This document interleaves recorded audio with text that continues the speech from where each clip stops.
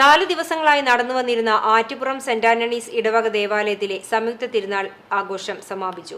വിശുദ്ധ അന്തോണീസിന്റെയും വിശുദ്ധ സെബസ്ത്യാനോസിന്റെയും സംയുക്ത തിരുനാളിനാണ് സമാപനമായത്. ഏപ്രിൽ 12 മുതൽ 14 വരെയുള്ള ദിവസങ്ങളിലായിരുന്നു വിവിധ പരിപാടികളോടുകൂടി തിരുനാൾ ആഘോഷിച്ചത്.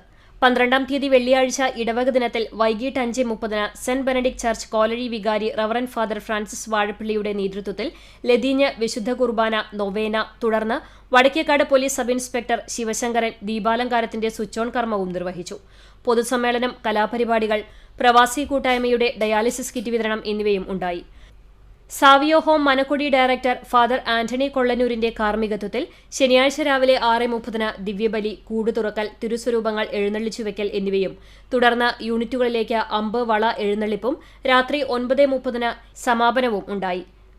ബാൻഡ് സെറ്റുകളുടെ ഫ്യൂഷൻ കലാപ്രകടനവും വർണ്ണമഴയും അരങ്ങേറി. ഞായറാഴ്ച തിരുനാൾ ദിനത്തിൽ ഇടവക വികാരി ഫാദർ ഡെന്നിസ് മാറോക്കിയുടെ കാർമ്മികത്വത്തിൽ ദിവ്യബലിയും, തൃശൂർ അതിരൂപത ജനറൽ ഫാദർ ജോസ് കോനിക്കരയുടെ മുഖ്യ കാർമ്മികത്വത്തിൽ ആഘോഷമായ തിരുനാൾ പാട്ടുകുർബാനയും നടന്നു. തുടർന്ന് കുന്നംകുളം ഗുഡ് ഷെപ്പേർഡ് ദേവാലയത്തിലെ ഫാദർ ജോസ് ചിറപ്പണത്ത് തിരുനാൾ സന്ദേശം നൽകി.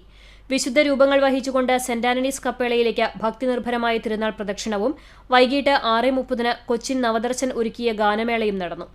തിങ്കളാഴ്ച രാവിലെ 6:30 ഇടവകയിൽ നിന്നും മരിച്ചുപോയവർക്ക് വേണ്ടി ദിവ്യബലി നടന്നു. ഇതോടെ 4 ദിവസം നീണ്ടുനിന്ന തിരുനാളിന് സമാപനമായി. ഇടവക വികാരി ഫാദർ ഡെന്നിസ് മാറോക്കി, ട്രസ്റ്റിമാരായ Babu Edakkalathur, Joshy Chowallur, general convener MK Kuriakose, publicity convener Benny Edakkalathur, finance convener Jose Muttath തുടങ്ങി സബ് കമ്മിറ്റി കൺവീനർമാരും കുടുംബ കൂട്ടായ്മ പ്രസിഡന്റുമാരും നേതൃത്വം നൽകി.